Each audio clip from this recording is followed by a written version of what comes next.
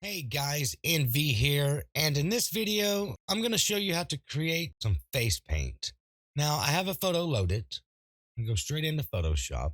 If you don't have one to follow along with, you can download this from the photographer from the link below this video.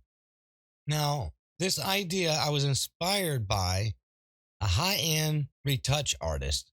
She basically works for high-end magazines and she does retouching of supermodels and stuff like that.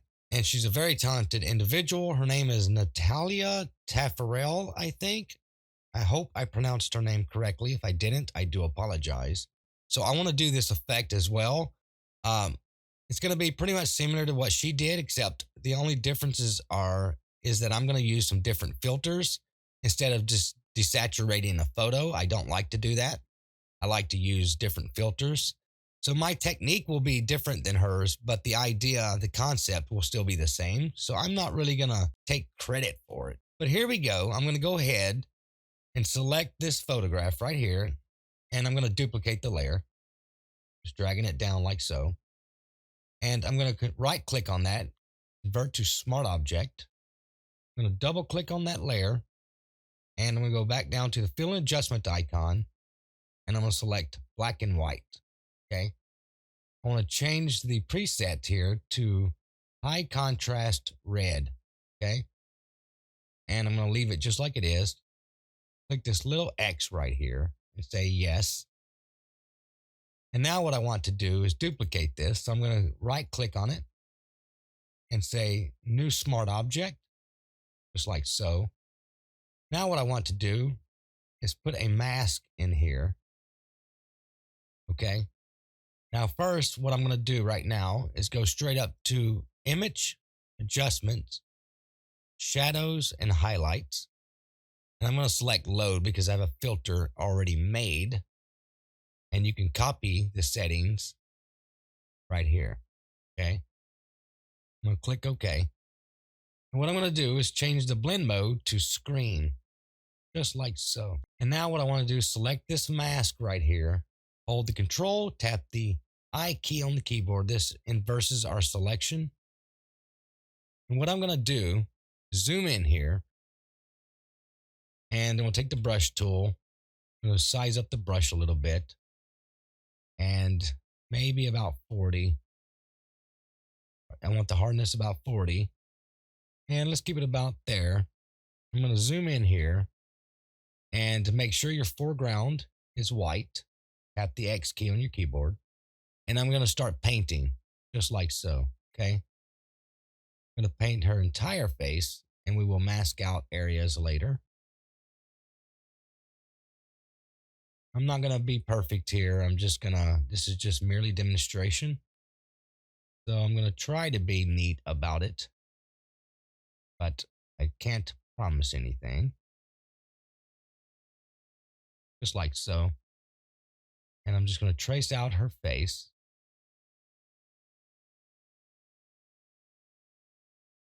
Try to get only her face and nothing else. Easier said than done, of course. But, we're human. We make mistakes. And try not to get on the hair if you can. Let's see if I can get some of that up there. Just a little bit. We'll size my brush down a little bit. Start just filling in the face. I usually like when I mask things, I like to trace out the edges first and then I can just fill in the center, the rest of it. I'm going to zoom in here and get the ear like so. She has hair there, but I'm not even going to worry about it. I'm just going to mask over it. It'll be a little sloppy.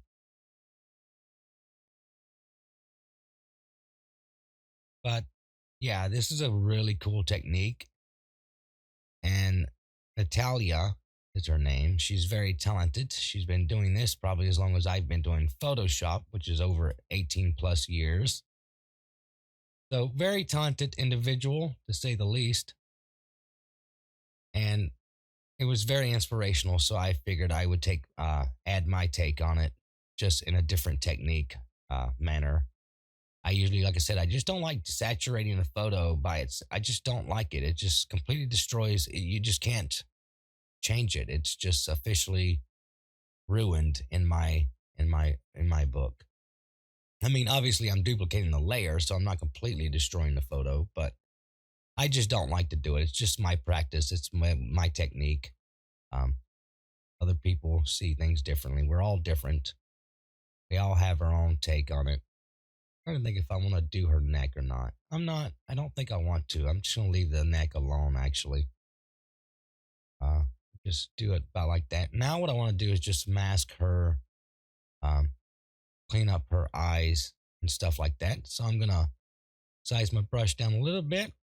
Change the opacity though, uh, probably to about 25 just for now. I'm just gonna go over, make sure your foreground is black, and I'm just gonna paint over. Let me redo that. Paint over the eyes here, just like so. Kind of clean that up. Do the next one,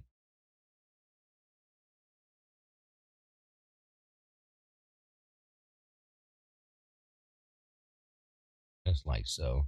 I'm gonna do her lips as well, her mouth. Try to. I've had not the best luck with doing mouth. So what I'm gonna do is just very lightly go over lips here,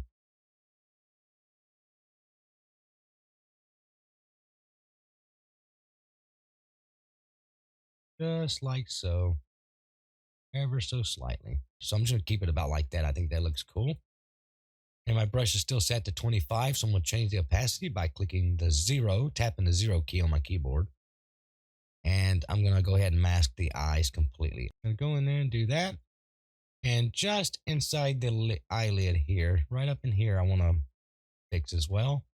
And up in here is also,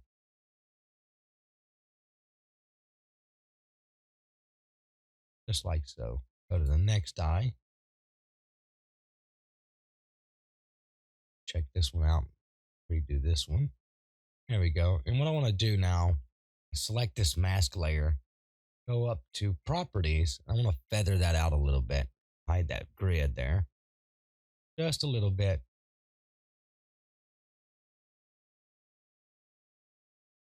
Okay, about 1.2, something like that. Now, what I want to do is zoom out here, and I'm going to hold the Alt key, select it on this mask layer right here. Hold the Alt key, click, hold, drag, and release it onto the next one, just like so. So now it also masks the eyes without having to remask the whole thing. So that's a pretty cool effect if you ask me. And that looks pretty much like white paint. An amazing effect. It's very cool and super believable as well. There's so many other things we could do if we wanted to. I think it looks incredible. I'm going to keep it like it is. I think it looks cool. And I'm just going to select both of these, hold the Shift and Alt key, and select the group folder, this folder right here, and name it Base Paint, just like so. And let's go ahead and save this by going up to File and Save As. Photo Effect 2. Save and OK. And I want to save it as an image as well, just like so. And I think that looks pretty amazing. I'm going to go ahead and wrap things up here. And until next time, I will see you in another video.